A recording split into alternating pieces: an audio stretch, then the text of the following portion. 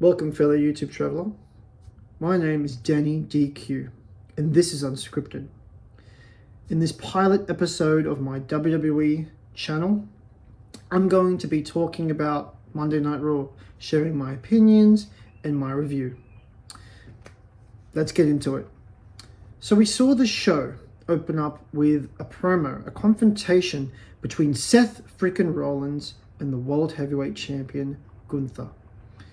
It's really interesting because there are a lot of people this year who are big names in the Royal Rumble. Very, very hard to predict who exactly is going to win this year's marquee event.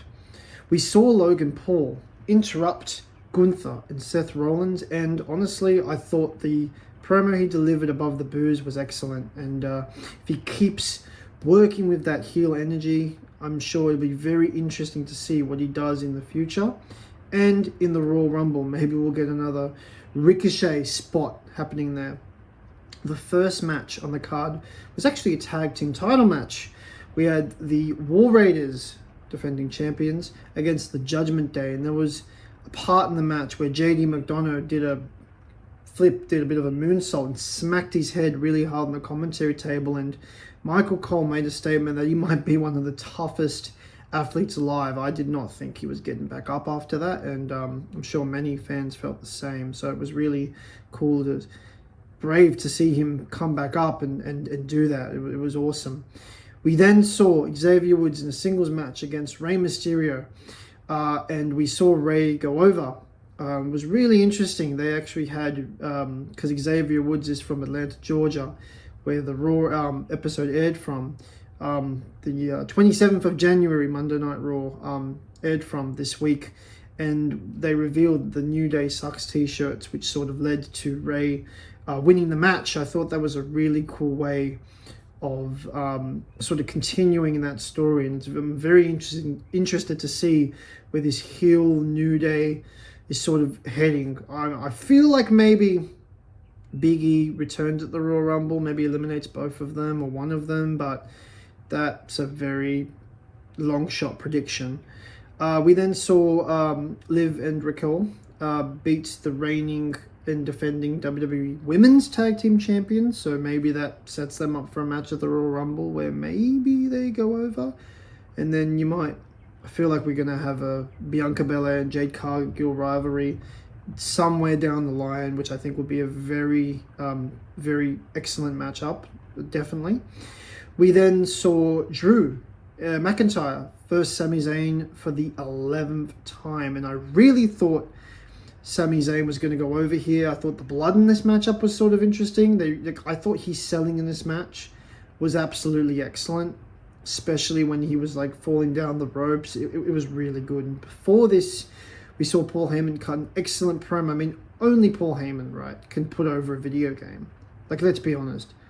Only Paul Heyman can put over a video game the way he did. I mean, you could have had a stick man on that cover, and Paul Heyman would have put the game over, if I'm being honest.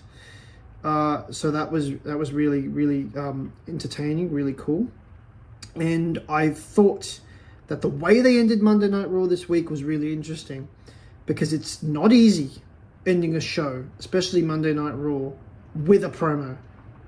With two guys talking to each other. It's not easy.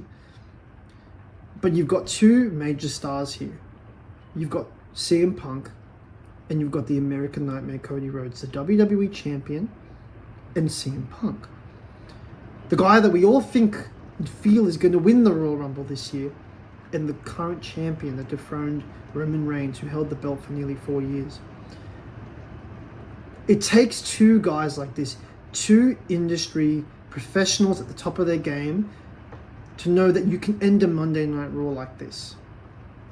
Like, these are the caliber of guys that face to face to each other to end a Monday Night Raw efficiently. So I thought this segment was absolutely excellent, and there were layers to it, and there was originality to it. I mean, the whole part of Punk mentioning his title reign, his 434-day title reign, which I remember as a kid, and saying around the 300-day mark, there's pressures, expectations. You're lucky to be sleeping in your own bed, Cody, because you're from Georgia. getting into his head, not being a full heel, but putting little elements of heel in there, little parts to it there. And I thought it was excellent. I thought it was really good. I was hooked. And I'm excited, man, for the Royal Rumble this weekend. And honestly, it's such a stacked field. I'm going with Punk, and I think I'm going with Punk because the favor that Punk is calling on from Paul Heyman is that he wants to enter the Royal Rumble at number 31. I personally feel that's going to happen. Not 31, sorry, 30. At number 30, it's not a 40-man Royal Rumble. I wish it was a 40-man Royal Rumble like 2011. Alberto Del Rio, remember? Yeah. I thought Santino was going to win that. Nah, great Rumble. Had Diesel return in that one. But I think CM Punk will win that Royal Rumble. My backup predictions are John Cena and then maybe Drew and Jay, but that's a long shot. So there you go. There you have it. That is my unscripted take on the 27th of January edition of Monday Night Raw.